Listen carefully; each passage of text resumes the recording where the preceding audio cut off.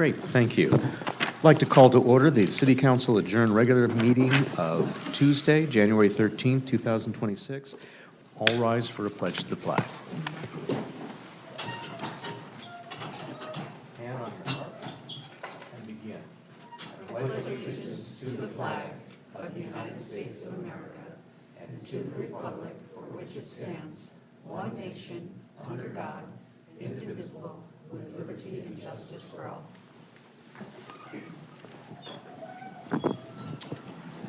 Madam City Clerk, may I have a roll call, please? Councilmember Tarnay? Here. Councilmember Sherillian? Here. Councilmember Haworth? Here. Mayor Pro Tem Franklin? Here. Mayor Lesser? Here. Is there an approval of the agenda? What's happening? Motion by Councilmember Tarnay with a second by Councilmember Haworth. Call for the vote.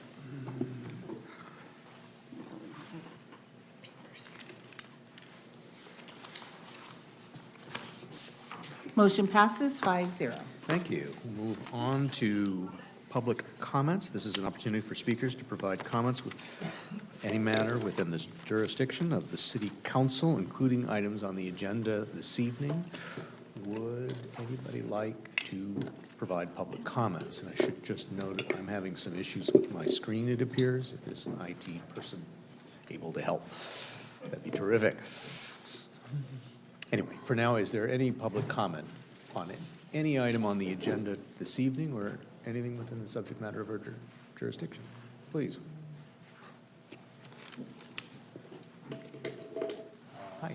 My name is Wei,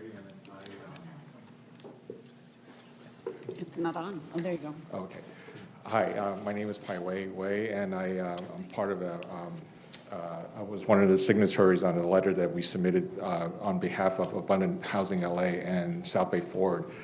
We are hoping that the process about determining impact fees will be based on a fair and equitable manners that would support the goals of the residential overlay district, because we understand the importance of having affordable housing and the ability to have affordable rents.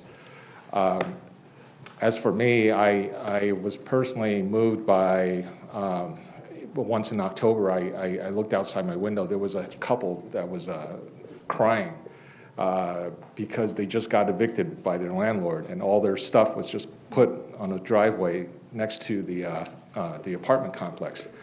And this is one of my neighbors, and really moved me to really look into the affordability of Manhattan Beach residents. And I think we should keep an eye on affordability and making sure there's enough housing supply for reasonable rents.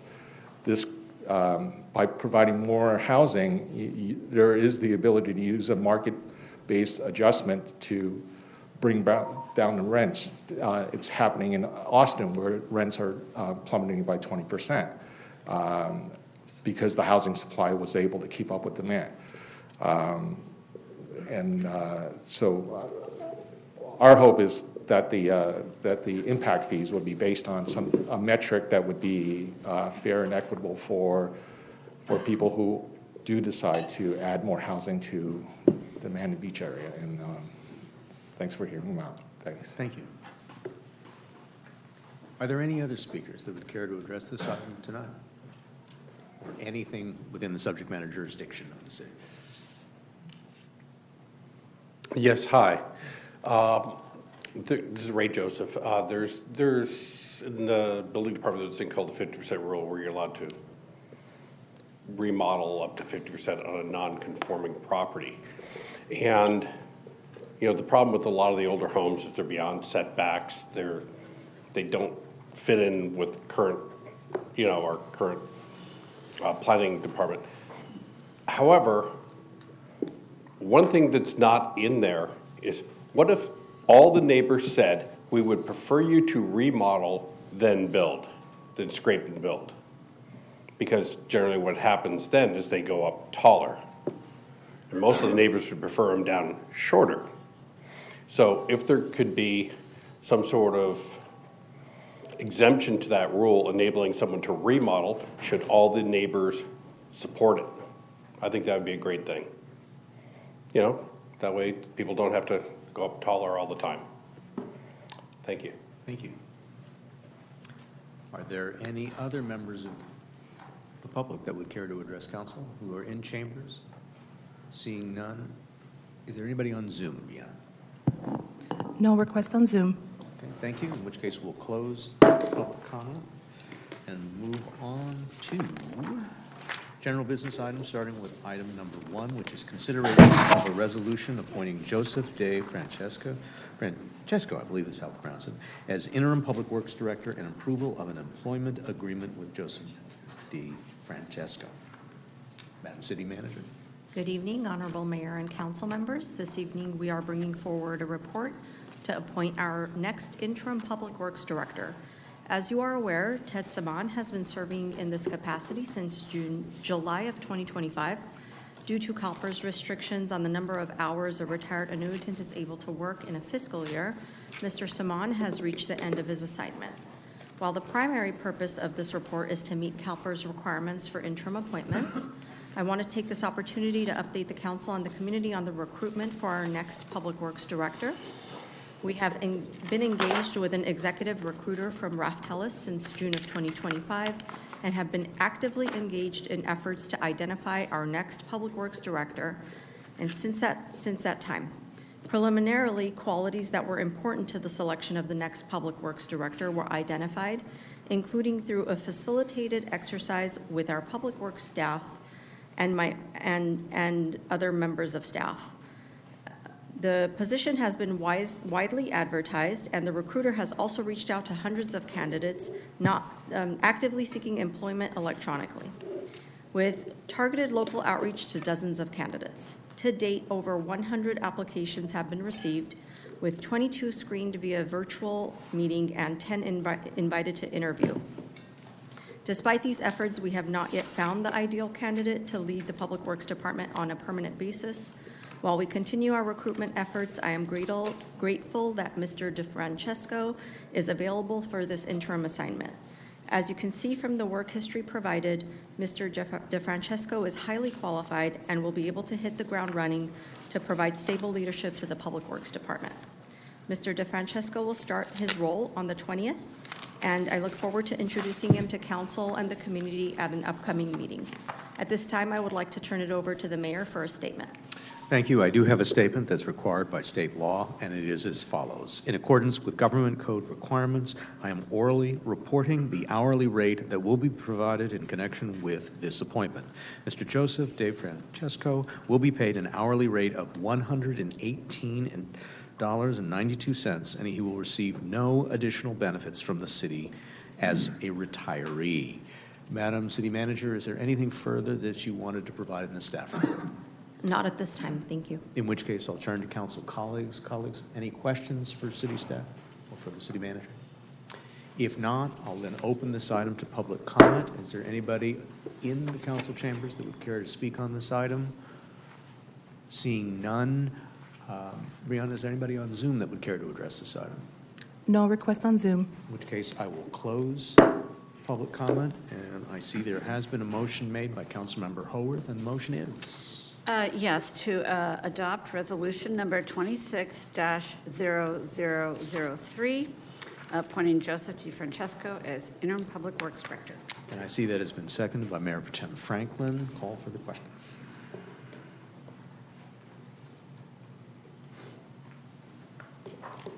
Motion passes 5-0. Thank you. Mr. Mayor, Please. may I ask, I don't know if I'm asking the city clerk or if I'm asking my colleagues, does it feel like the microphones are really highly attenuated and sensitive tonight? Because I feel like every rustle of paper, so I'm just sending it out there to our IT people. I can't move without it reverberating. So, Thank you. We'll make adjustments. Thank you. Very good. In which case, we'll move on to item number 2, which is the study session regarding potential development impact fees. Do I turn it over to our city manager or to our finance director? We'll turn it over to Libby Bretthauer, our finance director. Hi. Good evening. I'm just waiting for the PowerPoint to come up.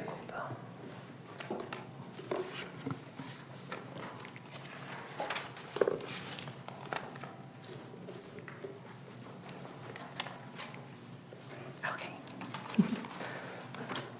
Right, it actually became unplugged. They plugged it back in, so thank you. Is that what we're proposing to build here? No, but that does look lovely, doesn't it?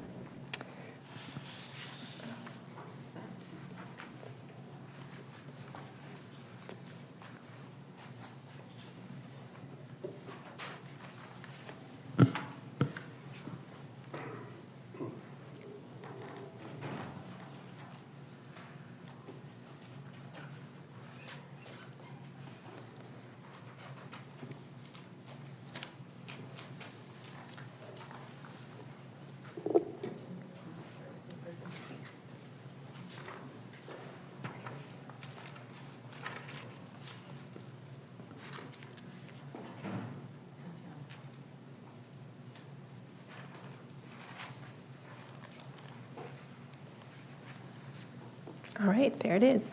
Thank you so much. Well, good evening, Mayor Lesser and members of the City Council. I am Libby Bretthauer, the city's finance director. So thank you everyone for being here tonight for the City Council study session on proposed development impact fees, which you might see us abbreviate as DIF or DIFs.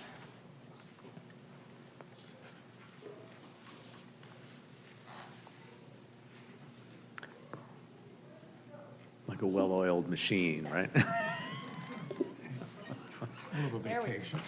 All right, so the city has been working with Megan Harris and Adam Marston of Harris and Associates, who are here tonight with us, and they are experts in this field for almost the last year. An extensive nexus study is underway and will be made available as required by law 14 days before the public hearing to receive additional public comment before City Council considers the fees. Since a development impact fee nexus study has never been done in Manhattan Beach before, tonight's study session and presentation will focus on providing a background and overview on development impact fees, as well as the data, methodologies, and growth factors used, as well as a breakdown on the proposed fees. So then we will review 5 fee scenarios based on different project types, followed by general information, including the fiscal impacts, before concluding with information on the public outreach, timeline, and next steps. So just as some general background, the city expects to see an increase in projects that will impact city infrastructure and add other capital equipment needs. We also have aging commercial developments throughout the city that are expected to evolve and potentially grow over time. Additionally, anticipated growth factors through 2040 show that over 2,300 residential units could be added to the city's housing supply. So development impact fees are designed for new development projects to pay their fair share of capital and infrastructure costs that arise as a result of these new developments. If impact fees are not imposed on new developments, then existing residents and businesses will disproportionately burden the costs of these infrastructure projects in the future. The city already has unmet infrastructure funding needs, and these new developments could worsen this financial position over time. Just before we begin, the city does have some fees that we currently assess, which are shown here on this slide: the residential unit fee, park and recreation fee, and public art fee. However, these are not the focus of tonight's presentation. We wanted to mention them here. So as we move on to the new proposed fees, I will now turn over the podium to Adam Marston from Harris and Associates to begin.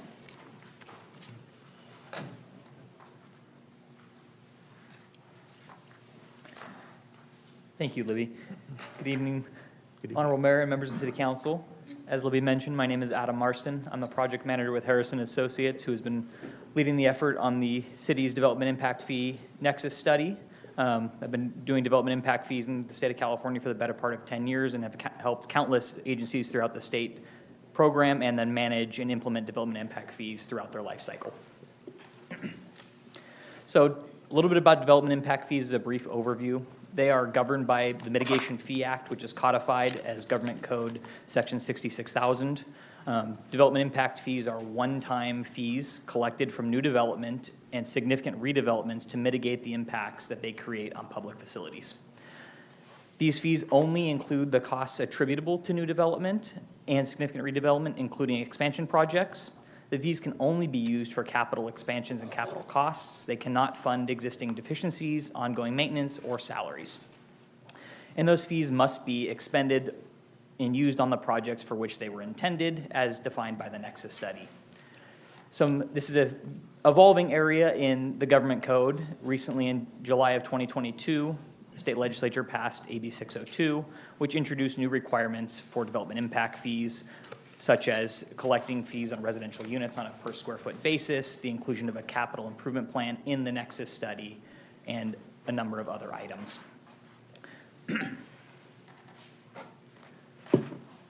So the factors and assumptions that go into a Nexus study and the subsequent calculations looks at evaluating the city's existing capital facilities, properties, and equipment valuations, existing funded CIP plan from 2026 to 2030, an unfunded CIP needs list for projects that will serve future development beyond the 5-year CIP, and as a result of new development, the city has adopted master plans for water, sewer, and storm drainage, and growth factors based on the city's adopted 6-cycle housing element, as well as commercial redevelopment. When we looked at those factors overall by land use, there's an increase in residential dwelling units of approximately 127 single-family, 2,200 multifamily, and varying differences of non-residential of 134,000 of commercial and 106,000 of office expansions. This results in additional service populations of the city, which for residents are a 1-to-1 ratio, and for workers, they're weighted at a 0.37 or 37% of a resident based on the number of hours that a worker typically spends within the city limits versus a resident. And so the existing service population accounting for that weighting factor for employees results in just over 41,300 total served. And the future service population anticipates adding 4,642 additional service population that includes 4,500 residents and approximately 90 additional workers. So impact fees are calculated using one of 3 commonly accepted methodologies in the state of California. The first one is the existing inventory method, which uses an existing facility ratio to the service population. It's best used when there's not a long-range master plan in place. It maintains the current service standards provided to existing residents for future residents, and if the current level of service is low, that existing level of service may be perpetuated if the actual demand continues at that level. The second option is the planned facilities method, which is the ratio of planned facilities to new development demand. This is typically based on an adopted capital improvement plan or a long-range master plan. It's best used when the defined long-range plan is very specific with the project list and specific cost estimates. It reflects actual future facility needs based on a long-term study, and it needs regular updates as those projects evolve, as things change, and the assumptions that go into that also change. And lastly is the system plan method, which is a total cost of the current facilities plus the anticipated cost of the future facilities divided by the build-out demand for that specific category. It's best used for integrated system-wide facilities such as water, sewer, storm drainage, and transportation. It is a fair cost sharing across all development, existing and future, to pay their fair share, and it requires a very robust data on what the existing inventory and facilities provided to the existing development are, as well as what the future facilities necessary to serve build-out are going to be. This is important for this specific fee study, and this is the breakdown of which method was used for each fee calculation. So for general government facilities, police, and fire, the existing inventory method was used, and the system plan method was used for transportation, water, wastewater, and storm drainage. And then there is an administration fee of 5% of each of the fee categories, which is utilized to offset city staff time to prepare the Nexus study and to implement it, prepare the required annual and 5-year reporting requirements, and to interface with the development community to provide fee estimates and overall implementation of the fee program. Utilizing those methodologies and summarizing the proposed fees, this is broken down by category, and we will have an opportunity to go through these category by category. But in summary, the total per square foot residential fee for single family is $6.12 and $15.53 for multifamily. And then for commercial, the fees are collected on a per 1,000 square foot basis of $9,774 for commercial, $11,469 for office, and $4,173 for industrial space. This is not inclusive of water and storm drainage fees, which are collected using different methodologies on a per meter or per impervious acre basis to account for the differences in how new development impacts those systems. And with that, for storm drainage, they're collected on a per acre basis. So for single family, it's approximately $53,716. For multifamily, it's $109,991, and this is again per acre. And for commercial, it's $121,000, and then office and industrial have the same fee at $116,000. When we move to water, it's done on the basis of the meter size. Single-family residential pays a rate of $42,200 because they utilize the same meter size of a 3/4 inch meter. And then for multifamily residential and non-residential, their fee will be based on what meter size they require to serve their specific project. So with that, with our brief summary, I want to pause and answer any questions you may have before we dive through this. There will be opportunities after each specific fee category to ask questions about that category. Colleagues? Yeah. Councilmember Howard. Yes, thank you, Mr. Mayor. If you could go back to page or slide 11. Yes. Okay. It went kind of fast. You said that these fees, okay, so these were the general facilities, police protection, fire protection, transportation, and sewer, but did not include storm drainage or water. Correct. And so on top of, and these are one-time fees. And so on top of those, the additional storm drainage summary and water summary is proposed to be added on top of it. So is there a page that shows what those totals would be with those three fees? There is, okay. There are some scenarios at the end that Okay. calculates that and shows that, yes. Okay, so, and then also, but this also does not account for the fees that we pay as residents based on, stormwater or storm drain assessment funds, et cetera. Those are additional, these are just impact fees. So in other words, as any resident, pays into the stormwater fund or the waste, street sweeping fund, those are additional things. Correct, and those Okay. those are specifically designed to handle the operations, maintenance, and capital replacement for those assets. Okay, thank you. For my question, maybe we can pull up slide 10, and maybe I want to give you an opportunity to just give us a preview of where you're going in your presentation to indicate why we're using the methodologies that we are for at least the first three categories, which you're going to get to later, I know. So, exactly. So the existing inventory method was selected for general government facilities, police, and fire because there's not a long-range master plan for those. So that eliminated the planned facilities method for that calculation as not having sufficient data at that point.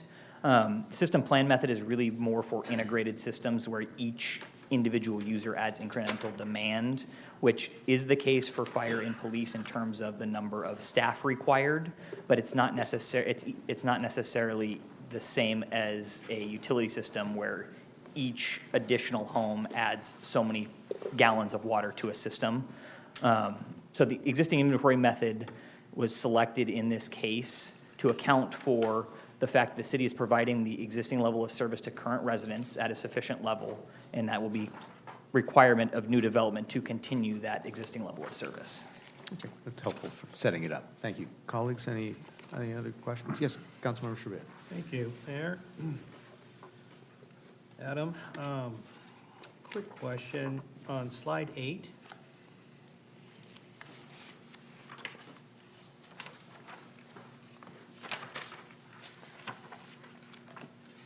So the anticipated service population looks like at a growth of 10 to 15%, I'm looking at residents. How did you derive at that? So the future service population is a derivative of the city's housing element in the number of units. And then we utilize census data to develop the number of persons per household that the city is currently experiencing. And then it's a simple mathematical equation of just multiplying the number of units by the population per household to determine the number of future residents. And that was done for both single family and multifamily. Fair enough, so this is an estimate, correct?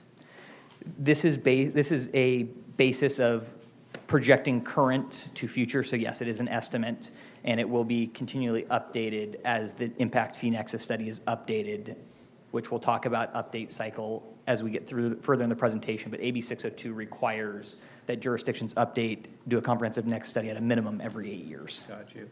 And the weight of the study and the future infrastructure amount needed is based on this number?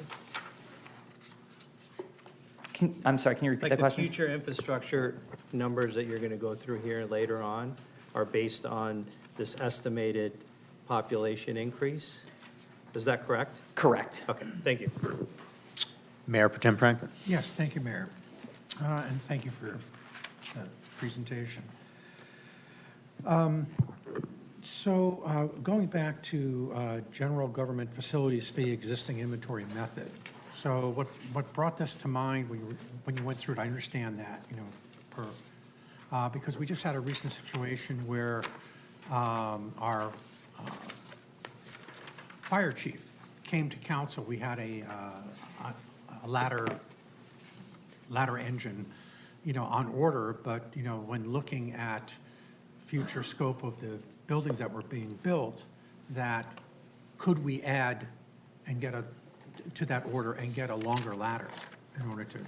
So my question is in your existing inventory method, do you go out long enough where there's certain points where all the facilities, serve fine, and then something gets triggered because of number of the population or something that where there's a bigger capital project that needs to be created? I don't know if I'm expressing this correctly. I think you understand because you've probably been through this, but for these, once an occasion situations where the capital investment is greater, it takes a bigger step.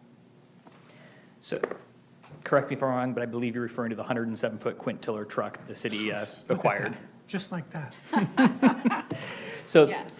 You are correct. That is factored into the existing inventory method. When we get to fire, I will circle back and show you how that calculation works. But that is a facility that is funded by, or a piece of equipment acquisition that is funded by the impact fee program. Okay.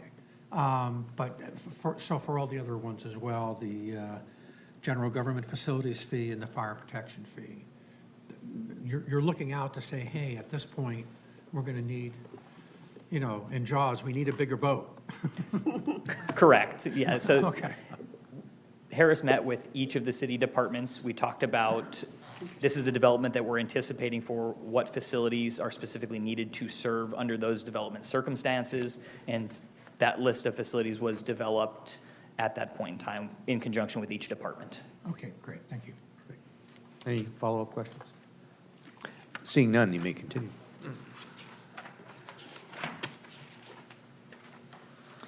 So with that, we'll transition into general government facilities. As we go through this, you're going to see similar tables for each of the existing inventory method calculations. So a lot of the assumptions that we'll talk about in this first one will remain constant as we start talking about police and fire as well. So the existing level of service of all of the existing facilities and vehicles provided based on their insured replacement values for the administration, public works, general public, and all their vehicles and equipments were tabulated together. We removed out any vehicles and equipment that were outside of their useful life and should have been depreciated out to derive that the total existing level of service for general government facilities is approximately $65.7 million. and it is currently serving the service population that we talked about earlier of 41,388. And when you divide the total facility valuation divided by the existing service population that is served, it comes up with an existing level of service per capita for residents of $1,587.23. And for workers, using that same 37% factor, gets to $587.27. Once we've determined that existing level of service in terms of facility valuation, it comes with the cost per capita. We multiply that by the density assumptions that we talked about earlier, which is the persons per household for residential, or for non-residential, it's the number of employees per 1,000 square feet. When you multiply that out by the 2.77 persons per household for single family and 1.91 persons per household for multifamily, you get to a fee per unit of approximately $4,400 and $3,000 respectively. For non-residential, it's approximately $1,100 for commercial, $2,300 for office, and $234 for industrial.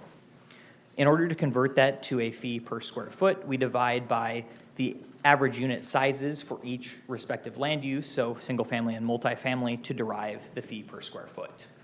So the cost per capita is the same regardless if we're talking single family or multifamily. The only difference there is the number of persons per household and the average unit size of those residential units. And so under that scenario, at build out of all of the anticipated land uses that we talked about earlier that is deriving these service populations, the total fee collected revenue is approximately $7.6 million for general government facilities. And that is going to fund this CIP list of approximately $18.5 million. So it's only a portion of the necessary future improvements. It represents about approximately 8% of the build-out facilities, while new development represents 10% of the service population being added. So the remaining amount that's not funded by the development impact fees will have to come from other revenue sources, such as the general fund, grants, special tax measures, or something outside of the impact fee program. And with that, I'd like to pause and answer any questions you have about general government facilities. I see Councilmember Shurillian and Mayor Pro Tem Franklin's names. Is that from the last set of inquiries? Do you want to remove those? Any questions by colleagues? Councilmember Shurillian, please. Yes, thank you.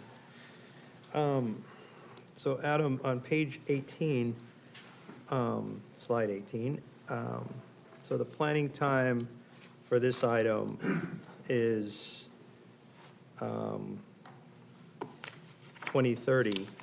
So what portion of the 14% increase, estimated increase over a period of time will be accomplished by 2030 to have this kick in? So are you asking what development would occur by 2030? I'm sorry, can you rephrase that? So I get, what originally in my question, when I asked it previously, was you based this on 4,500, whatever that slide number was, and it was about a 14% growth rate from our current population. So this item here says 2030 is the planning timing. So what number of that amount that you said that our population would increase would be in effect by 2030? The study does not project out year by year as to when the development would occur. And these planned timings are anticipated timings of construction. If development did not occur as quickly as anticipated, or it was out a further period of time, these dates would be also moved out an equal measure of time. Okay. So right now we're planning for 2030. If development doesn't occur, then that timeline may extend out past that point. Got it. Good. Yeah, thank you. Okay, any other questions? Seeing none, you may proceed. So moving on to police, the factors that we talked about earlier are going to be identical in terms of service population. The formulas and calculations are identical. The only difference we're talking about for this specific fee is the existing assets and vehicles and equipment. So the police facilities, based on the insured replacement values of those facilities, is just over $30 million. And the police department has approximately $3.6 million in vehicles and equipment for a total valuation of approximately $33.6 million. When you divide that by your existing service population of 41,388, you get the level of service per resident at $813.10 and per worker at $300.85. Taking those values and multiplying using the exact same density, persons per household and employees per 1,000 square feet, you get a single-family fee of approximately $2,252 per unit, and multifamily at approximately $1,553. For commercial, it's $547, office at $1,200, and industrial at $120. Using the same average unit size, we divide that number to get to the fee per square foot. And based on those, if development occurs at the rate anticipated in the development projections, we are looking at a fee revenue of just under $4 million for police, with a capital improvement project list of $25.4 million. So again, it's only a portion of the future needs representing new development's fair share of these facilities. The remaining portion would be funded from the existing residents as their fair share of these new facilities and would come from other funding sources that I mentioned earlier, such as the general fund, tax measures, or grants. And with that, I would like to pause and open it up for any questions you may have. Questions? Councilmember Schmidt. Thank you. Adam, on page 20, or slide 23, so just so I understand, the CIP request, the cost and the request and the planning time we're seeing, where did these CIP items originate? How were they derived? So Harris met with each department and talked about their specific department needs under the build-out development projections we were discussing, and what it would need to, in order to service that population in terms of, for police, the number of officers, the response times to incidents, what that would look like under those traffic conditions, everything of that nature, to develop the facilities, and then working with the Public Works Department to determine the facility needs and rough order of magnitude of costs. Thank you. Okay. Any other questions by colleagues? You may proceed. Moving on to fire, again, the exact same methodology, similar calculations using the same assumptions that we've previously talked about for the first two fees. So with fire facilities, just under $25.5 million in buildings and square footage. Vehicles and equipment at approximately $5.4 million for a total fire facility serving the existing population at just under $31 million. Dividing by the existing service population of 41,388 yields a per resident cost of $747.21 and the worker cost of $276.47. Taking those per capita numbers and spreading by the density assumptions we've already talked about, it gets to a per unit fee for single family at $2,069, for multifamily $1,427, for commercial at $503, office at $1,100, and industrial at $110. Dividing by the average unit size of each respective land use gets you a fee of 48 cents per square foot for single family or $1.48 for multifamily. Utilizing those fee amounts multiplied by the anticipated build-out development projections yields a net fee revenue of just under $3.6 million, and that $3.6 million would go to fund new development's fair share of the capital improvement list, which includes that 107 quint-tiller ladder truck, for a total of $5.3 million. So again, there is existing development's fair share of these new facilities that would have to come from other funding sources, such as the general fund, tax measures, or something outside of the fee program. And with that, I'd like to open it back up to you for questions. Colleagues? I think for me, I'd like to follow up on the observation of Mayor Pro Tem Franklin. So we have an example of one ladder truck where we had to purchase an extended ladder to be able to accommodate what's projected to be larger structures in our city. What other equipment should be captured or is captured in this number, anticipating our needs going forward? I'm just wondering where can we find that sort of breakdown? So I'll go back to this. There is in this specific capital improvement list, there is the high-rise equipment inventory and other items and equipment that would be necessary to serve residential units as they continue to build at higher intervals, which would go along with the extended ladder truck to serve those higher units. And future councils will be seeing these items in future capital improvement project budgets? Just to Correct. confirm. As the city adopts their updated capital improvement project lists for the 5-year CIP, as these projects come into that time window as being necessary, you will see them programmed on a fiscal year basis and expending revenue from the impact fee funds. Thank you. Any other questions by colleagues? You may proceed. So with that, I'll move to transportation. This is our shift of methodology, moving from the existing inventory method to the system plan method. So the system plan method looks at existing developments, improvements that they're currently utilizing. So in transportation's case, we're talking about roads, traffic signals, things of that nature, divided by the number of trips that existing development generates. And then we add that to the number of anticipated trips future development is going to generate, plus the list of transportation improvements necessary to serve those build-out conditions to develop the entire system cost. So what you see in front of you here is the the build-out trip generation rate. So this is existing land uses trips plus future developments trips for a total of just over 29,850,000 trips. And then we look at the existing transportation system, so roadway improvements, transit system improvements, traffic signal improvements, and accessibility improvements in the future are anticipated to be $22.3 million at build-out scenario, and that's in addition to the city's existing $83.7 million of pavement, traffic signals, and intersections, for a total transportation network cost of just over $106 million. We divide that $106 million by the 29,851 PM peak hour trips generated by development under build-out scenario to come up with a cost per peak PM trip hour of $3,554. Similar to the existing inventory method, we take that cost per trip and multiply it by the anticipated number of PM peak hour trips each land use is going to add to the city system. So for single family, it's 0.94. For multifamily, it's 0.51. In commercial, it's 1.7. Office is 1.44. And industrial is 0.34.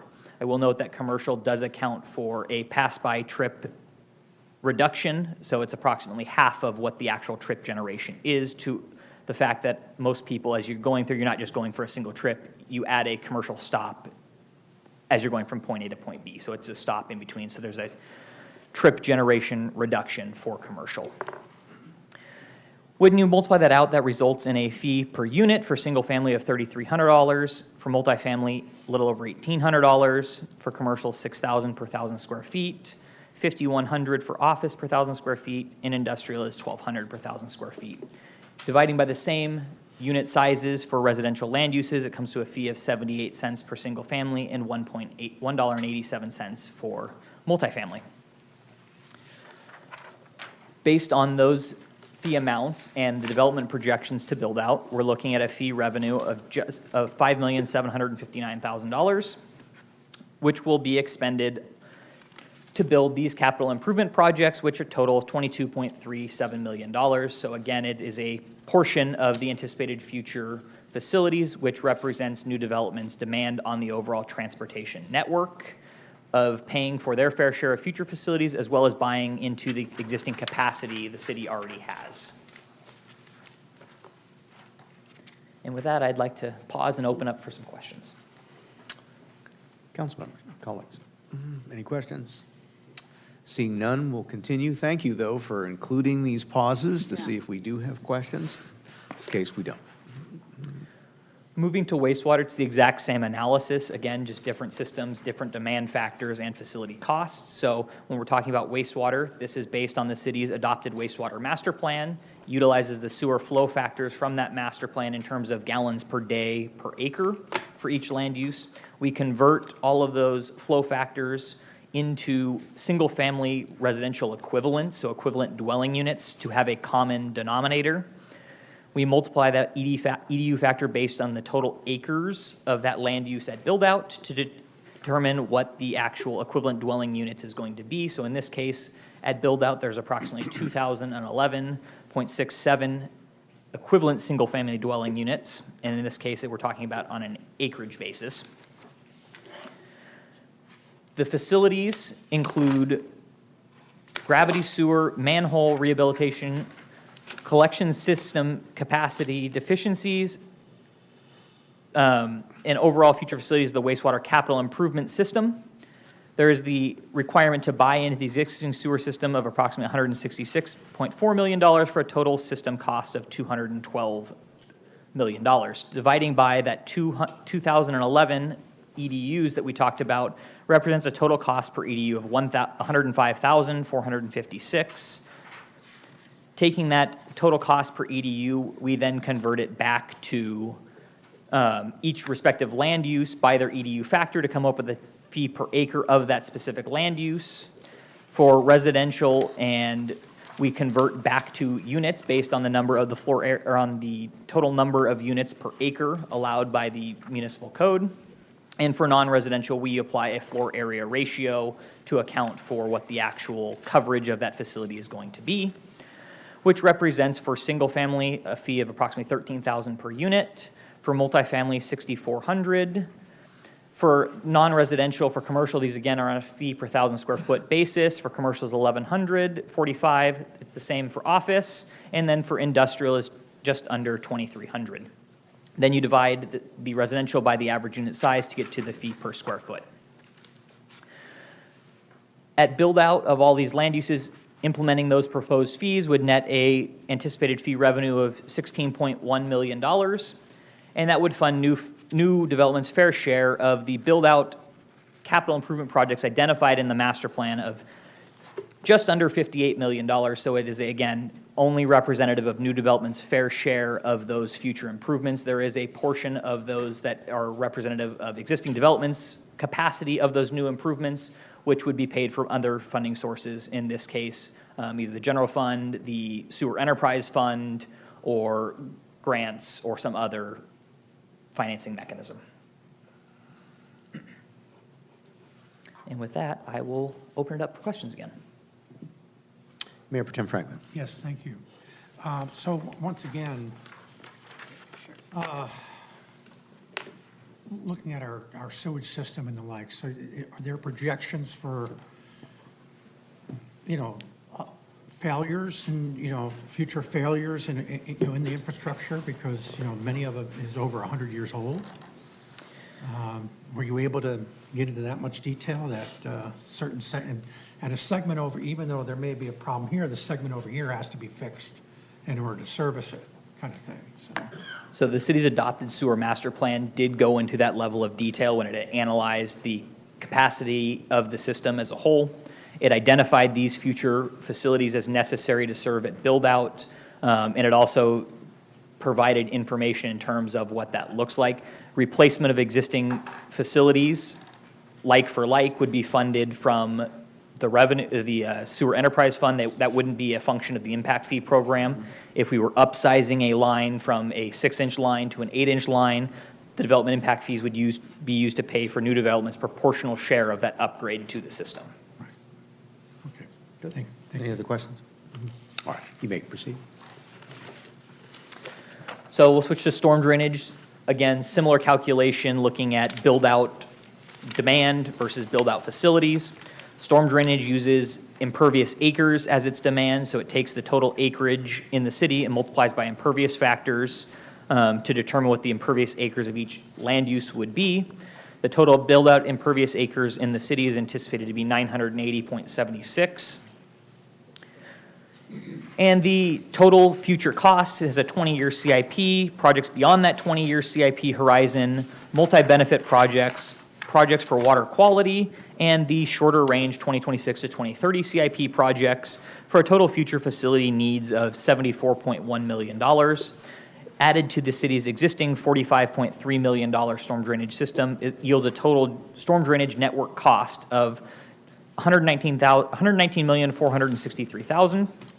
When dividing by the 980 impervious acres, it yields a cost per impervious acre of $121,807. And then taking that fee per impervious acre, we convert to a fee per land use per acre by multiplying that by the impervious surface area anticipated to be generated by each land use, which represents for single family $53,716. This is again per acre. For multifamily, it's $109,991 per acre. For commercial, it's $121,500 per acre, and then office and industrial are both $116,386 per acre.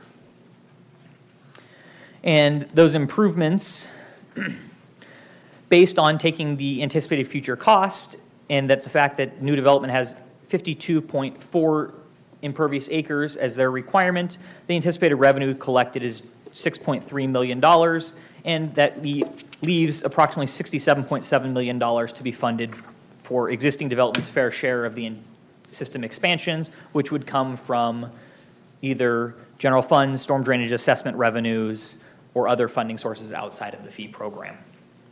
The CIP includes all of these projects here.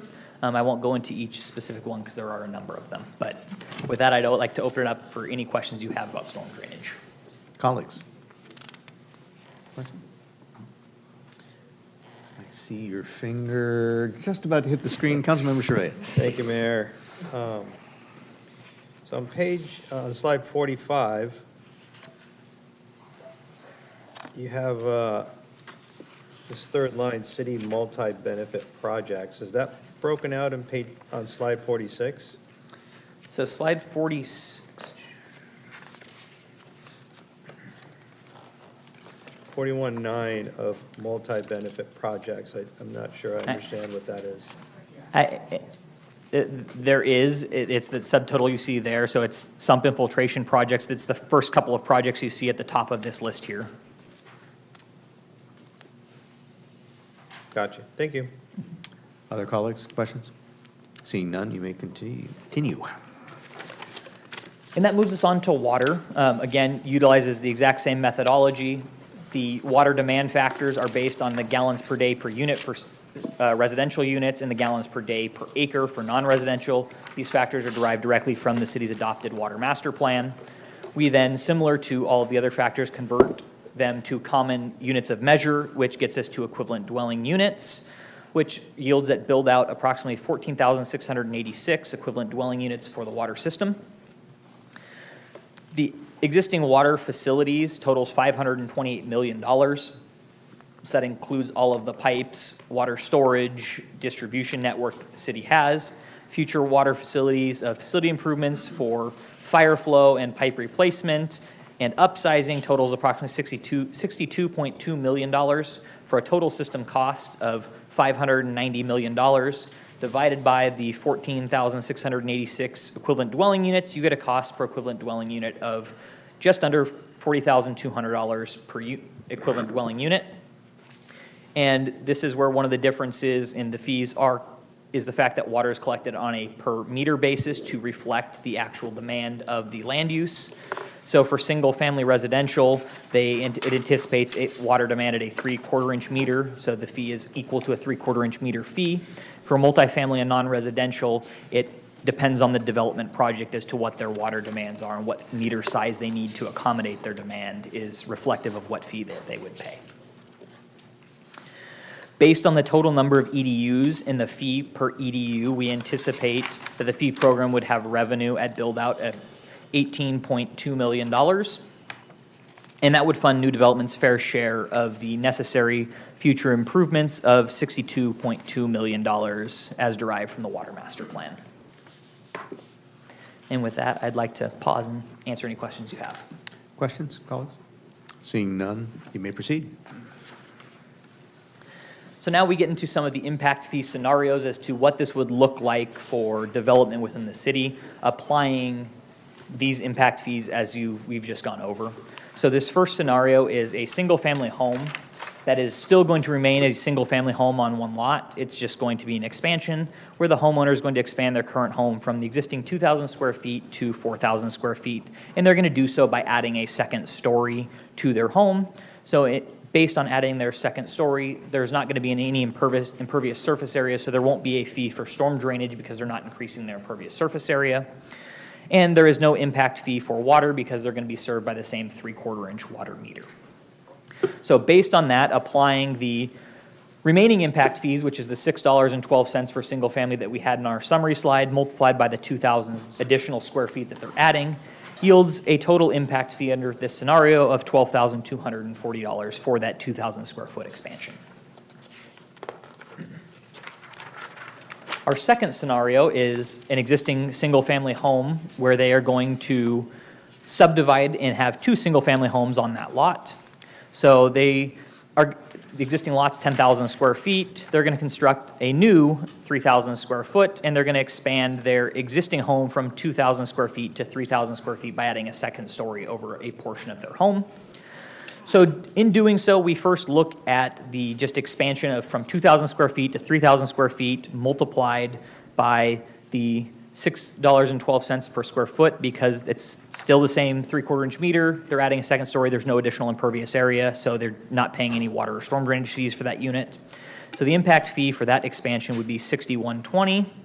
And then we calculate the impact fees on that new secondary unit, which is a 3,000 square foot new home. So we calculate 3,000 square feet times the $6.12 for that new unit. Plus, they're going to have a new water meter fee, so that's the water meter fee for single-family residential. Plus, they have the storm drainage impact fee at approximately 5,000 square feet, because it's half of that 10,000 square foot lot that they've subdivided, for a fee of $6,165 for storm drainage, which yields a total additional for that new unit for single-family residential, $66,731. So this entire development project would pay $72,851 for that project.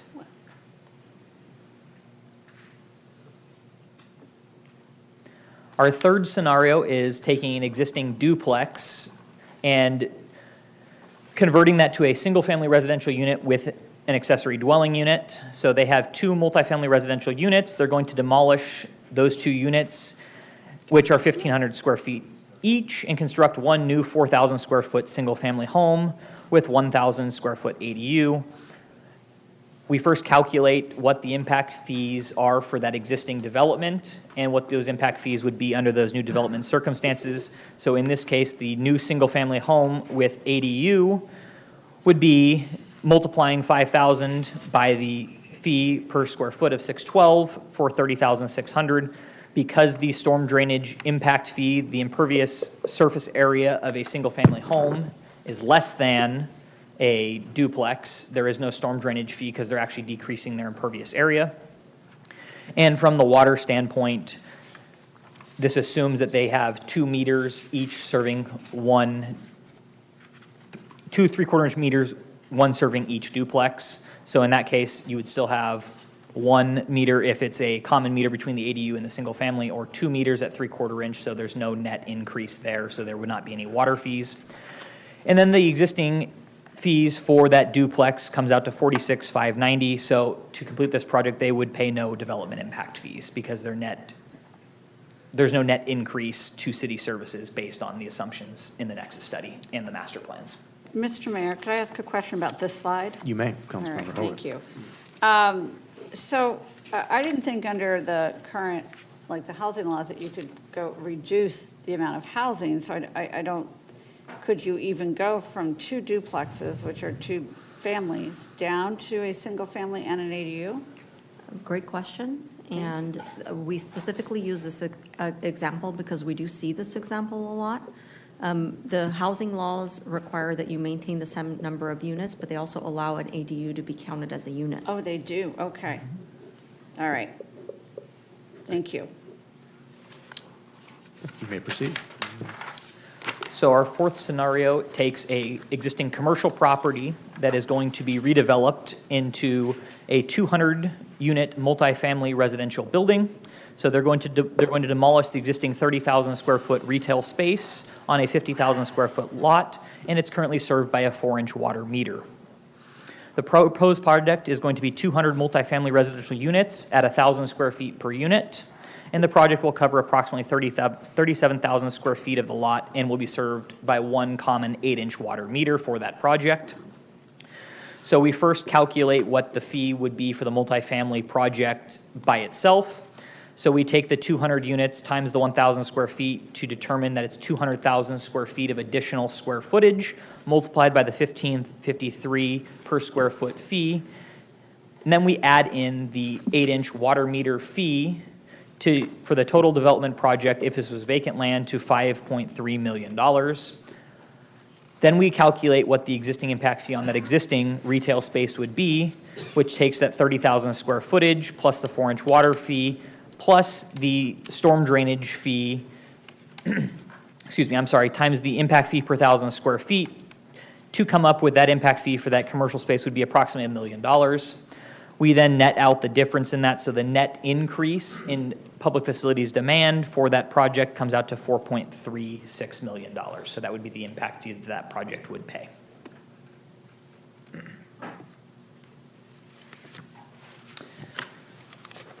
Our fifth scenario is a commercial building, which is just expanding their commercial square footage. So they're going to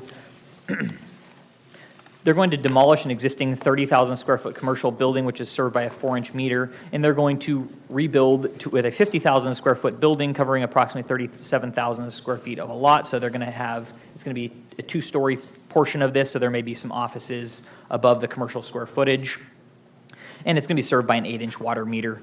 So we take the difference in the 20,000 square foot addition, calculate the fees for the existing land use, and net out the difference between the proposed land use and the existing for a net increase of approximately $1.7 million for the additional square footage added and the upsizing of the meter for the new water demand. So with that, I'd like to pause and answer any questions you have about any of those 5 scenarios. Thank you. Mayor Pro Tem Franklin. Yes, thank you, Mayor.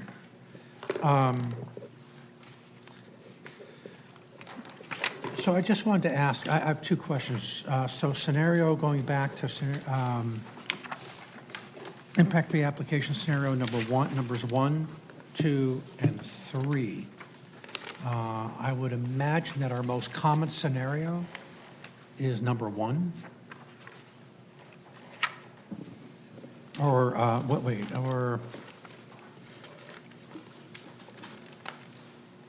yeah, probably, we're going from a single-family resident, let's say presumably an older home, to a newer home. 1 and 3 would be the most common scenarios. 1 and 3, okay. And in number 1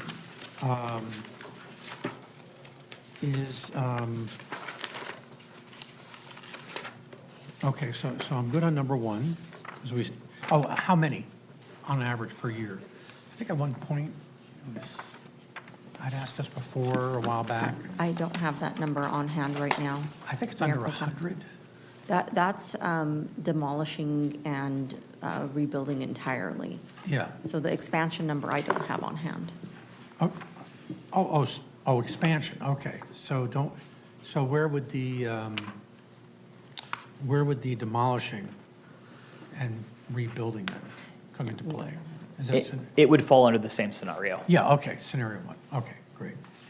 The other question I have is on the commercial. Slide number 57. Page 57. Or page 57. So you got 1 commercial, 200 multifamily residents. So, and we're going from an existing retail has a 4-inch water meter fee, and we're going to an 8-inch water impact fee. How far does that have to travel?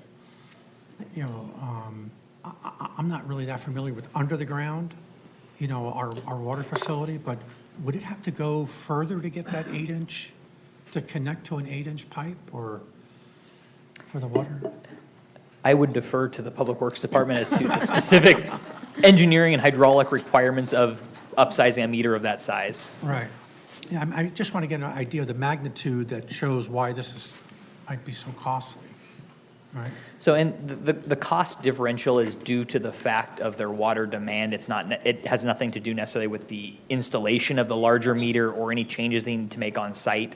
This is strictly representative of their additional water demands through the overall pipe network. As we have more demand coming online, we need to upsize pipes in the distribution system as a whole to accommodate that additional demand. There's also requirements of pressure for fire flow, for fire suppression that have to be maintained, and velocity requirements, which are all described in the city's water master plan that they did with a hydraulic analysis. I'm going to shake my head because I'm going to pretend I understood that. But, I mean, I'm just relating to our own experience where we had issues with our main coming into our older home, and we had to replace it all. So there was our house main, but there was a main water, there's a water pipe going underneath the street, right, that's servicing all the homes. So in case of a residence, that's a 4-inch pipe that I'm replacing from my home to that. Is the commercial going, is it actually going from a 4-inch to an 8-inch? And are there 8 inches down there along with the 4-inch? Here comes the water guy. Yeah. We can bring Perfect. Acting Public Works Director Gil Gamboa down to the podium to see if he's able to answer your questions at this time. And if not, we can get you Okay, sure. answers after the meeting today. So in short, residential, you have the water main out there, that could be 6, 8, up to 12. Same with commercial. And then you have your service lateral that comes out that's either 3/4 inch, 1 inch, 1.5, 2 that comes out. For commercial, it could be 4, but yes, it would go out to intersect the main from a 4-inch to the 8-inch or higher. Okay, got it. Great, So thank it you. depends on the width of the street and where the water main's located as far as the length of the service line. All right. And are there, I assume there's, our service lines are under a main thoroughfare that's controlled by Caltrans, like Sepulveda? So most of the roadways, yes, there's the water main line is underneath the drivable service roads. Right. Okay, great, thank you. Good. Councilmember Trujillo. Thank you, Mayor. Adam, if we can go to scenario 1. So this sounds like it's the most common and it impacts our residency.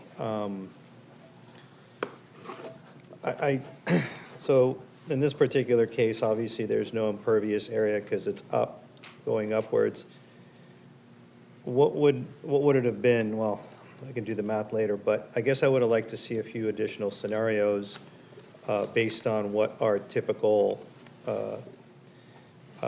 expansion is over a 2 or 3 year period, just to get more of a realistic number that it might be. For example, if it's a 1,000 square foot home going to 1,500 square feet, but not going up, like what would that cost be if that's the average remodel? Because the spec homes, I understand, that's crystal clear, but these to me are residents that are going to look to remodel their home, and they've got to. So maybe explain that. I'll stop there. I want to say more, but I'll stop. That's a great question. Single-family residential pays a set fee per acre. So even if you're expanding from a single-family home, if your lot size is not changing, so if you didn't have a merger with a lot next to you, you would not have a storm drainage fee as long as you were still a single-family residential, staying as a single-family residential. Because the impervious area under the master plan assumes 42% impervious surface for a single-family residential. Gotcha. But you still have the water? Water would remain the same because the water rate for a single-family residential is the same regardless of unit size. Base of the 3/4 inch. Meter. Correct. All right, thank you. Good. All right. Other colleagues with questions? You may proceed.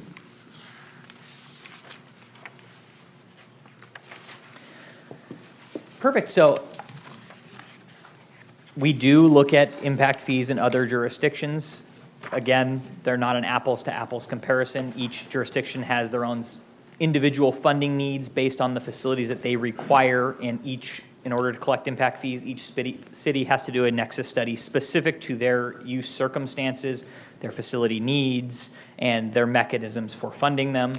Cities often use different financing mechanisms. Some use debt service, some use more of their rate studies and tax measures to fund capital facilities, so it is not an apples-to-apples comparison. But here is a brief summary of impact fees that are collected in other surrounding jurisdictions to show that a lot of the categories are equivalent across jurisdictions, but their facilities and values and everything that goes into their specific nexus fee calculation vastly differs.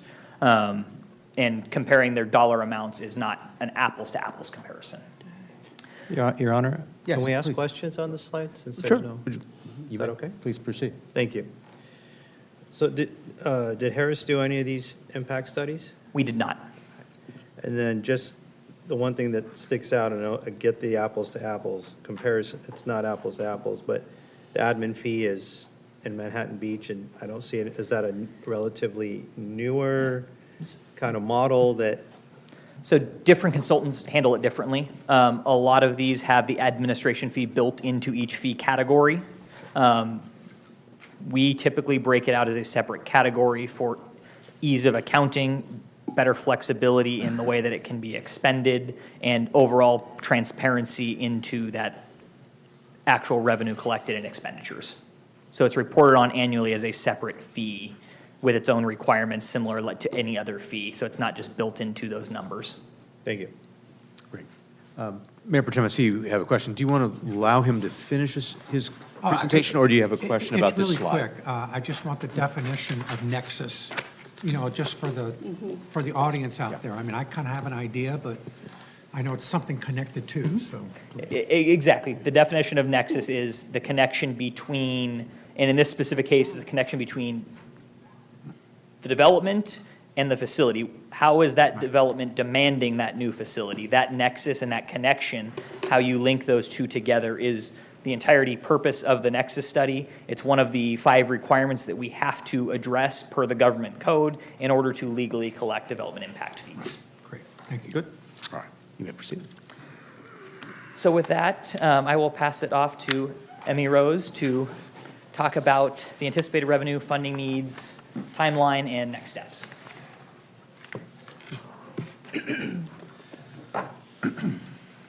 All right.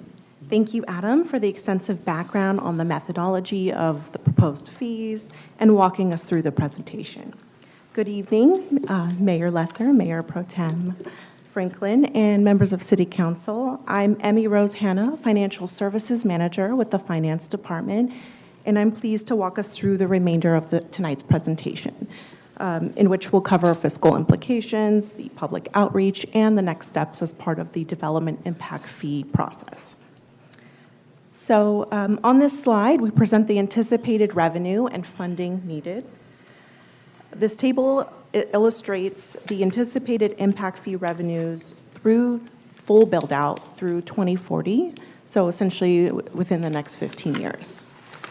Specifically, it includes the total CIP cost of $265,926,525, which is comprised of the 8 or 7 various impact fees.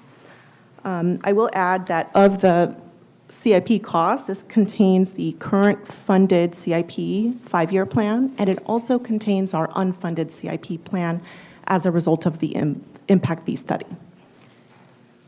Of that $265 million amount, $61,621.08 is the fair share cost attributable to new development and would be collected through the proposed impact fees. While the remaining $204 million that you see on the other funding sources column would be paid through other funding sources, including the general fund, enterprise funds such as water, sewer, storm drain funds.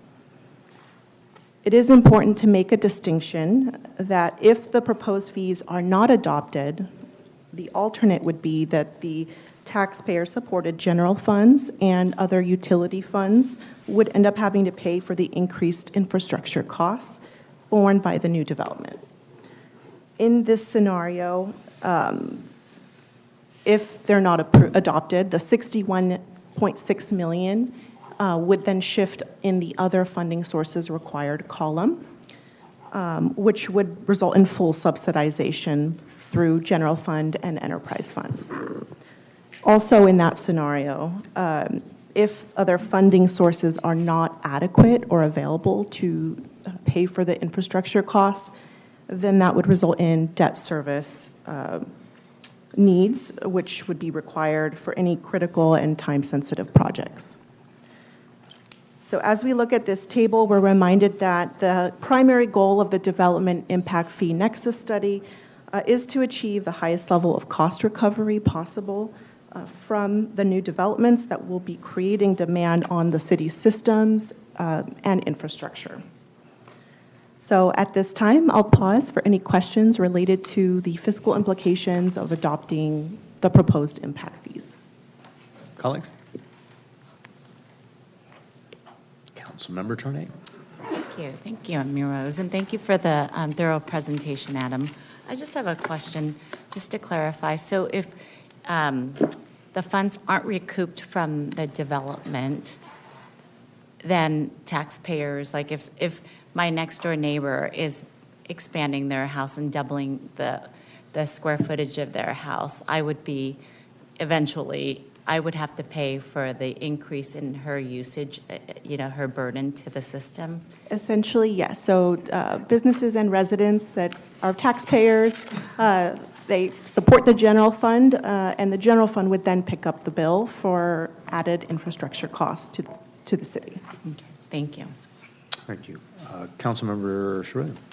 I'm trying to phrase this in the most proper way. So Emmy, thank you for the update on this, and then I might require Adam, I'm not sure, but let's start here.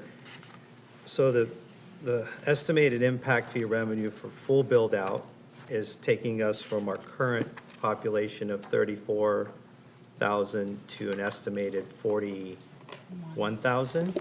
Is that? I believe the 41,000 is the current service population, inclusive of residents and workers. We'd have to refer to the growth factors slide that shows, I believe it would be closer to 45,000.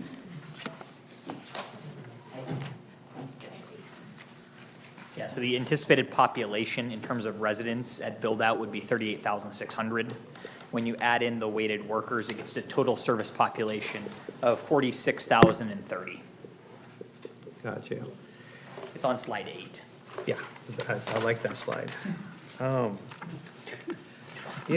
hold my rest of my comments for now. I might have another bite at the apple. Fine. All right. Any other member questions at this time? Thank you. Immigration, you may proceed. So moving forward, we'd like to share some of the public outreach and required notices that were coordinated. So in addition to the legal noticing requirements of the Mitigation Fee Act, the city coordinated extensive outreach efforts to inform the community regarding the proposed impact fees. The slide here shows at least 12 outreach efforts that have already occurred in the past and are planned in the future. But most notably, we hosted a virtual community meeting back on December 4th, 2025, where we invited the construction and real estate community to learn about the Nexus study, the proposed fees, an opportunity to engage in a Q&A session, and information on the next steps in the timeline. At that meeting, we also encouraged the public to check back and attend future public meetings, including the December 18th, 2025 Finance Subcommittee meeting, where we presented additional information. We also encouraged participation in tonight's study session as well. Since that virtual community meeting, we've also sent a series of mass email notices to over 3,600 email accounts associated with our construction community, architects, and real estate community. We also mailed notices to interested parties, including the BIA, which is the Building Industry Association, in addition to utility companies, SCE, SoCal Edison, and SoCal Gas. And as a requirement of the Mitigation Fee Act, we also plan to publish 2 consecutive notices in the Beach Reporter, which are scheduled for January 22nd and January 29th. And as part of our ongoing effort to inform the community, we plan to continue our outreach throughout the process, mainly to communicate the outcome of the public hearing and the direction of the proposed and potentially adopted impact fees and when they would go into effect. So in this next slide, we'd like to share the timeline and the next steps ahead. So our next step is to conduct this study session and open up public comment for additional feedback from the community.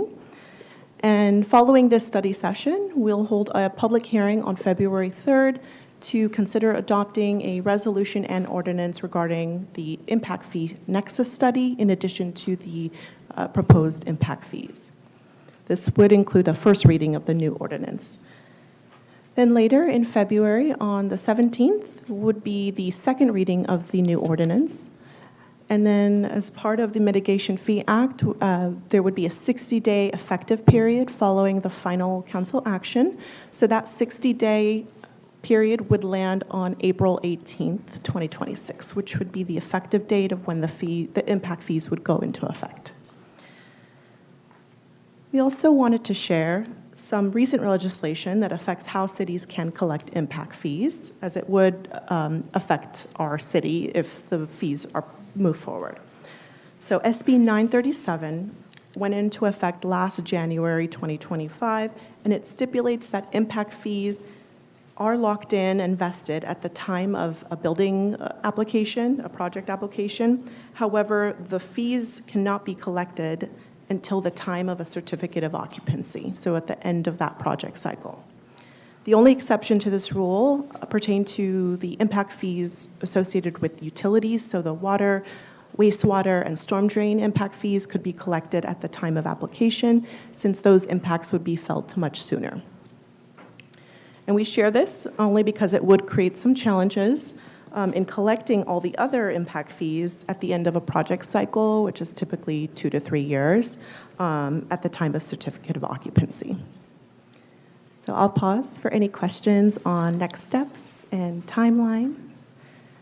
Councilmember Haworth, you have a question at this time? Yes. Please. Rose, about how many people attended the virtual community meeting on the 4th? Thank you for the question. Based on our record, we had about 12 members of the public attend the community meeting.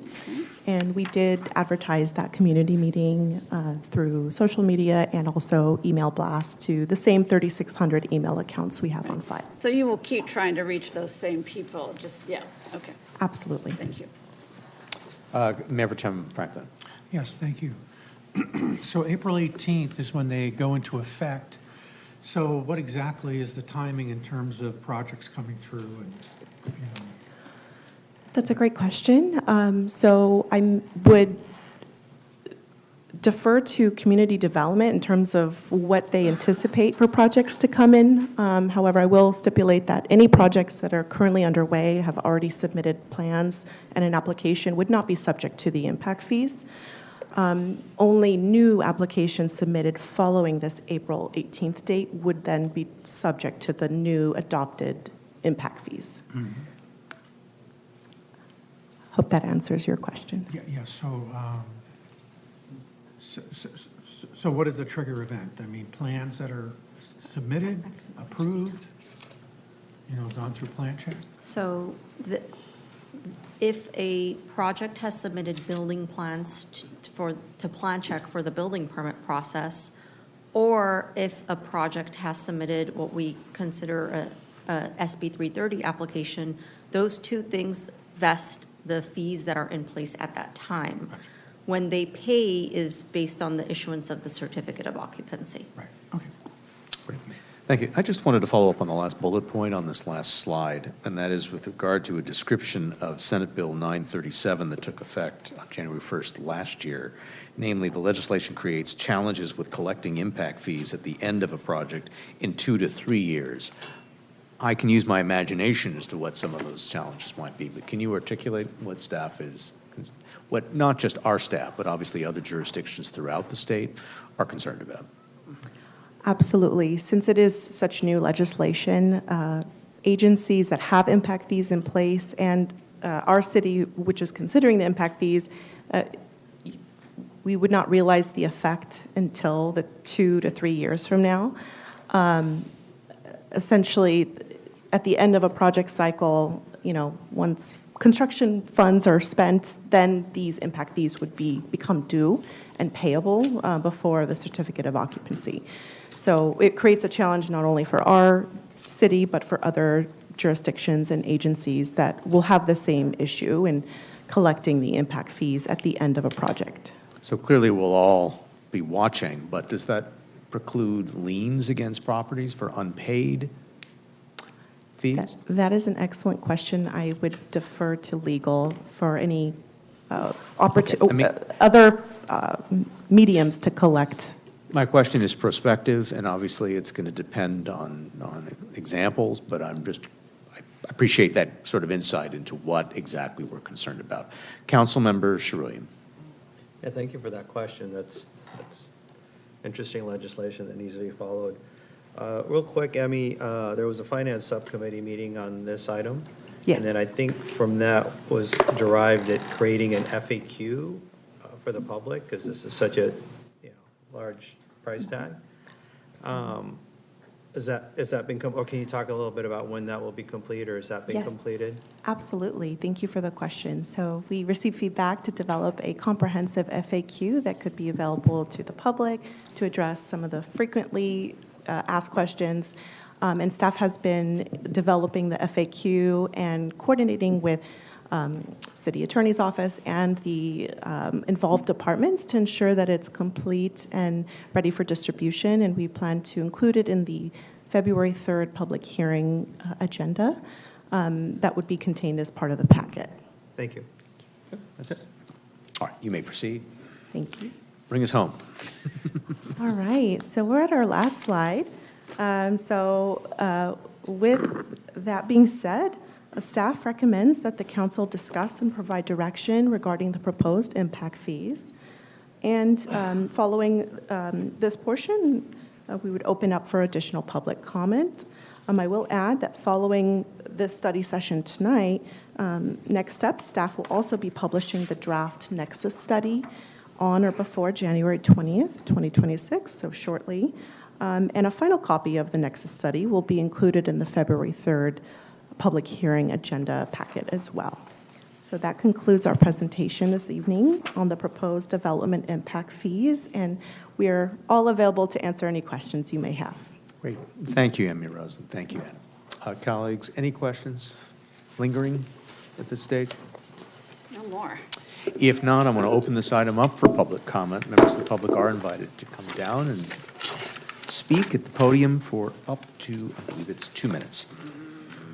Good evening, Honorable Mayor, council members.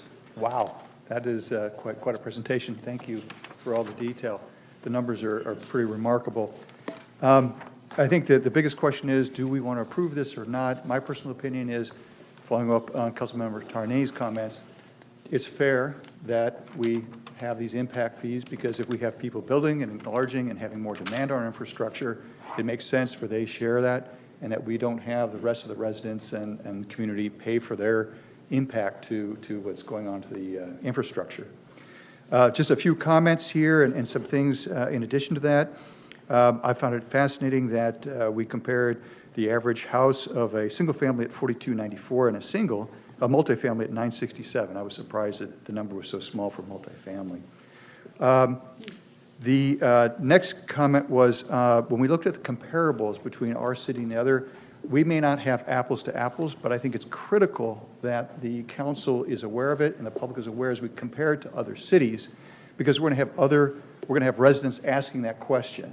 So, and it'll help us kind of at least understand where are our fees relative to other ones. So I encourage the council to ask for those as a comparison, because I think it'll be very informative and it'll be very nice to have those in your back pocket. Third comment is, the numbers I see here are today's numbers. I would like to recommend that we take a look at how those might increase over time. Would they be increasing by CPI, inflation, and how would that work?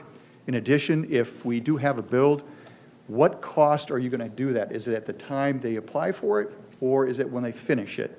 You know, is that going to be inflated over time? Because, or is it going to be, you know, an average between those two periods, which would make sense, most sense to me, because it's going to be the average cost between those. I have a red light. So I'm going to call it, oh, the biggest question, sorry, is that we talked about a lot of items here. What worried me the most is, where do we break the bank? We talk about additional cars and facilities, but do we see where we're going to have a need for a bigger facility? Do we have a need for another fire department, you know, location? Do we have that? And I would like to see and hear from all the different divisions and get that a little bit more visible. Thank you. Thank you.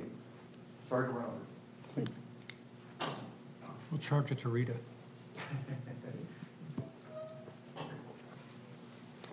In the presentation, I think when some of the things we're lacking is definitions. For example, they said square footage. If you talk to the building department, there's a lot of different kinds of square footage. There's living area, there's the total build out, because you have garage space and all that. So depends what that means. Also, when you guys said multifamily, does that mean if you're building 2 townhouses, is that a multifamily? Or is that 2 townhouses versus an apartment building? So the question is, what are those definitions? And I didn't hear any clarity on that. And also when they put up the fees, were those the total fees amongst everything from police, fire, water, sewer, all that? Is that the total fee for that unit?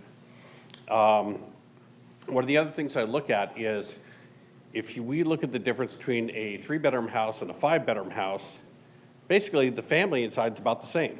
It's just now they have a guest room and an office when you go to the 5-bedroom. We're not getting, you know, oh, they got a 5-bedroom house. Oh, they have 4 kids. That doesn't always happen. So just because they're having a bigger house doesn't mean they have a bigger family, which requires bigger infrastructure. And that's just more of a single family thing than single family or townhouse thing versus the multifamily, because you've got a lot more people in those.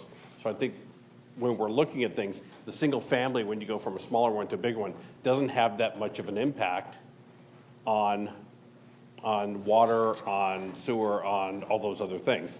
It's just, you know, they have more water so they can all take a shower at the same time versus the old school, would you get out of there so I can take a shower, right? So, you know, just things are just a little bit different, but the family size isn't necessarily that much bigger, even though they're living in a bigger house. So there isn't that much more impact. So those are things to kind of look at. But it'd be nice to see some more definitions of what this stuff means. So when we're hearing the presentations, we know what they're talking about. So is multifamily big apartment buildings? Or is it duplexes or 2 townhouses? So that's the bigger question, because I think those ultra high density ones, those are the ones putting all the impact, and now you're having a single family pay for those. Great, thank you. Just a perspective. Other members of the public in chambers that would like to address council, please.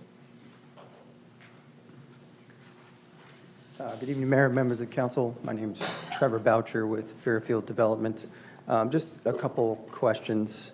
The city's website, which has information on the proposed impact fees, also contemplates an impact to the Quimby Parkland fee, as well as a new parks fee. I didn't see those discussed this evening, so wondering if those are going to be included in these additional impact fees.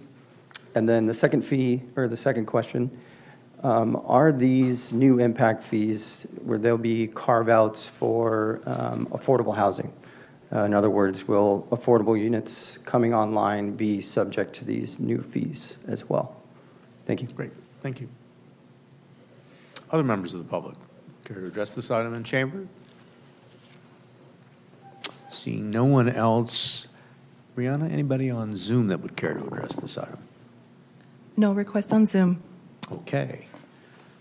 Going once, going twice. Any members of the public care to address this item further? Seeing none, we'll close public comment, and I have one quick setup question for the city manager, and that is, what we're being asked to do as a council tonight is to provide feedback to staff regarding this item. What type of feedback would be helpful?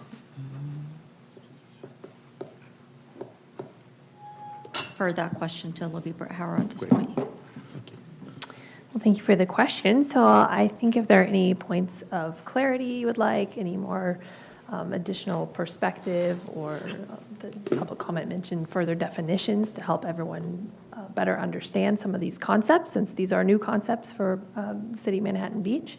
So if there are points like that you would like us to add, we can certainly do that. But keep in mind, the full Nexus study will be released in the coming week, or around the 20th. So that will provide a lot of additional data that everyone is probably looking for. Thank you. All right. Colleagues, Councilmember Haworth, you want to start us off? Yeah, I just have some questions. I mean, I think that's what tonight is for.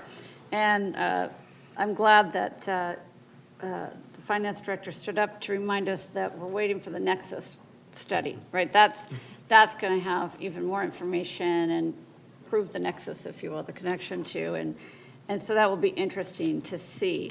And I don't know if this is a question for our finance director or our city manager or our consultant, but you know, these methodologies that you mentioned, and these, you know, was also specific. I know a member of the public was like, wow, right? Like, that's a lot of information. I mean, these numbers, they're the specific things that things have to be tied to. I guess on like slide 6 was factors and assumptions. A variety of factors and assumptions are used to perform the Nexus study. These assumptions are, I think they're specific and very technical, which obviously, but also legally kind of limited, correct? I mean, there are things that we cannot make assumptions about or cannot include in those assumptions, if I could get that. Like, and so when we come back, we might need some clarity on that. There was something else. Can we get any of the, there was a question about the Quimby and New Parkland from the representative from Fairfield Development and the carve-outs for affordable units. Can those be answered in our the next time we talk about this? Okay, great. Okay, any further questions, comments, or questions at this time? Councilmember Haworth? Oh, golly, no, I'm good. Councilmember Sharin. Thank you, Mayor, and thank you all for the presentation and on a tough topic. For items that, for me, can we talk about what items, like the finance director said, that we can ask to come back with the, right? Discuss. So I think I would like to see a few more scenarios on the most impacted scenario, which is on slide 54, but different scenarios, you know, with single level home and, you know, potentially different square footages, like maybe get some numbers or information from community development to see what those numbers are and correlate them so we can see real live scenarios of what would impact our biggest footprint, which is, you know, residents, which is over 95% of our city would be residential. I'd like to see that. And I think one of the, I think Stefan mentioned about, even though these aren't apples to apples, if we can get some of the impact fees from other cities. And then I noticed this was just other cities, and I would like to maybe see some of the beach cities, more of the neighboring cities, maybe Redondo, and I know Hermosa doesn't have any, but I don't know if Redondo does or not. So if we can get that along with the dollar figures. But I think that's, the only other thing is a comment, I wish we had done this 10 years ago, but anyway, thanks. Mayor Pro Tem Franklin. Yes, thank you, Mayor. Mr. Joseph made a good point about tightening up the square foot definition of residential homes. It's often a point of contention when a home is being sold, what's being counted, you know, garage space, closet space, hallways, that kind of thing. So, so that there's no question, at the end, I would imagine with the multifamily development, you still have development of garage space and parking lots and things like that. How does that figure into the square footage? Because that can have a difference as well. Thank you. Councilmember Turner. Thank you, Mr. Mayor. I think this is more of a comment, and I'm thinking out loud here. Because one of my questions, I appreciate Councilmember Sherillian's question regarding, and Stefan asking what other cities are doing. If I understand it correctly, we're looking at directly at the nexus of what we need to deal with our infrastructure. So while I appreciate understanding what other cities are doing, I wonder if there is a nexus. I mean, if Right. Long Beach is doing something and we're looking directly at correlations between what's actually being done in our city and the impact that it's going to have down the line. So this is more of like thinking out loud. How do we address that where we want to see what other cities are doing, but also understanding it almost doesn't matter what they're doing because this is what we need to do in our city, and there's a direct correlation between what's needed and what the potential impact fee might be. So that's one comment that I have. And I do think, Stefan brought up an important point, and I think, Adam, if you, are you behind the screen there? I can't see you, so sorry. If you could answer that for us. So, in determining these impact fees, are we looking at the growth where we will need more police, we will need, a third fire engine, a third firehouse, more, so actual infrastructure growth that correlates and not just, like that it would be exponential, so. No, that is exactly correct. So I'll answer a couple of questions. The square footage is, the Nexus study defines it is based on livable square footage, so it excludes garage spaces. For multifamily units, it's only the actual units. It excludes hallways and other spaces in that building. So it is just the livable square footage in that unit. In terms of the actual incremental demand, the Nexus study looks at not only the valuation per capita, we also look at it from a full-time equivalent. So in terms of the police department or fire department, we look at the full-time equivalents of officers or firefighters serving the current residents to determine what additional needs we will have to maintain that ratio of full-time equivalents per capita. Thank you. Very good. For my comments, I'm simply going to say I will also be looking forward to the full Nexus study at the upcoming hearing and really just give some further direction to staff based on comments we received this evening. And that is that we were asked by Stefan, how might the estimated cost increase over time? I just wanted to make sure that the staff presentation captures that a little more clearly in the presentation, because obviously there's inflation and we have to factor that in, and I know your firm has already done that, but it needs to be articulated maybe a little further. Did you want to offer something now at this time? I can inform you exactly what's included in the study. So there is an annual escalation factor included in the costs as part of the city's annual updates. That is based on the Engineering News Record Construction Cost Index, which captures a various number of construction materials that are necessary to, as far as pipes, asphalt, and other things that go into these costs, and they aggregate that into an index, which would be the basis of that update on an annual basis. Thank you for that. If I can add to that, Mayor, additionally, we are required by law to update the Nexus study every 8 years to account for changes in circumstances, changes in projects, changes in your housing element, et cetera. Great, thank you. Thank you, Adam. So also to amplify earlier comments, we want to have clear definitions beyond the FAQs, which was directed by the Finance Subcommittee. We want to make sure that the public can understand what these definitions mean. Multi-tenant dwellings was mentioned earlier with regard to livable square footage. All that would be helpful just for frame of reference. Those are all my comments at this point. Mayor Pro Tem Franklin, you have follow-up? Yeah, just on the inflation thing again is, are the fees locked in at the beginning of the project and we have 3 or 4 years where it takes place? Are they adjusted as they go along, or how would that be handled? The fees are locked in upon submittal of the building permit application. Okay, great. Great. But Councilmember Sherwood. payable at occupancy, right? Payable at certificate of Okay, occupancy. sorry. That's okay. Okay. Good. Any further follow-up?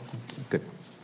Councilmember Sherwood. Thank you, Mayor. Really quick, just following up again with scenario one on the single-family residence. So when staff brings back the next report, if we can get kind of an aggregate over 3 years, like average of how many of those single-family residents fall into those scenarios that we've done in the past, just to know how many of the residents would be impacted.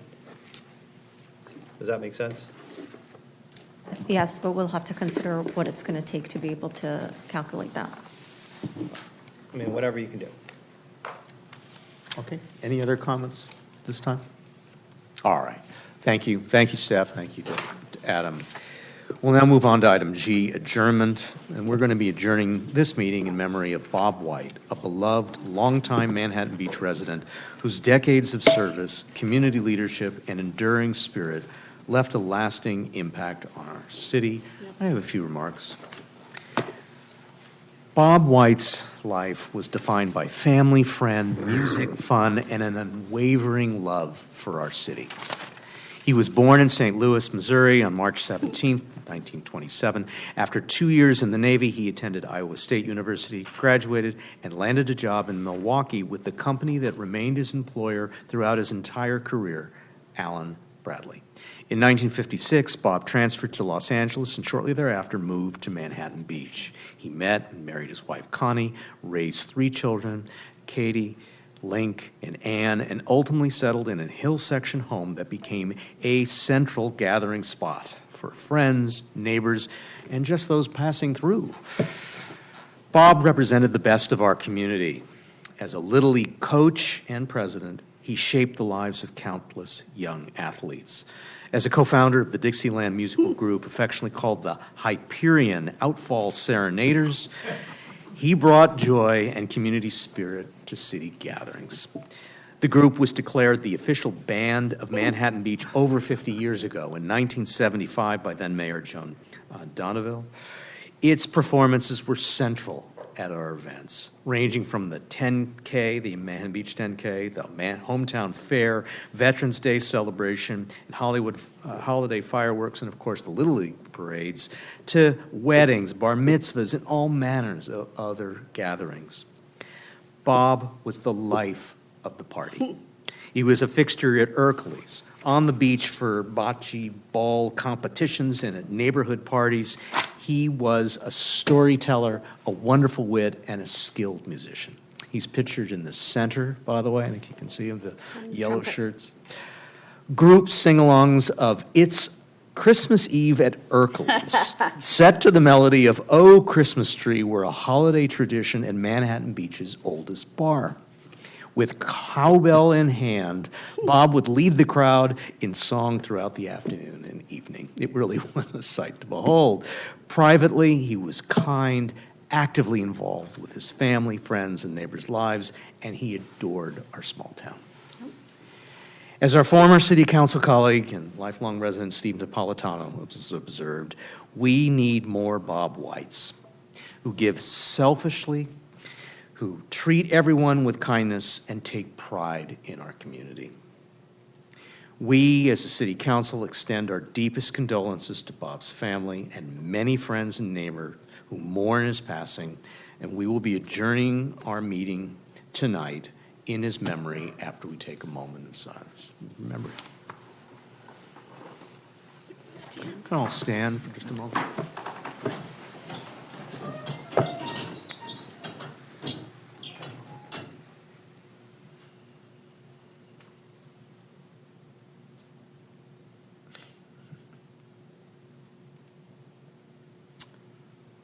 Thank you. We'll be adjourning this meeting to an adjourned regular meeting regarding ceremonial items on Tuesday, January 20th, 2026 at 5:00 p.m. in Council's chambers. We stand adjourned.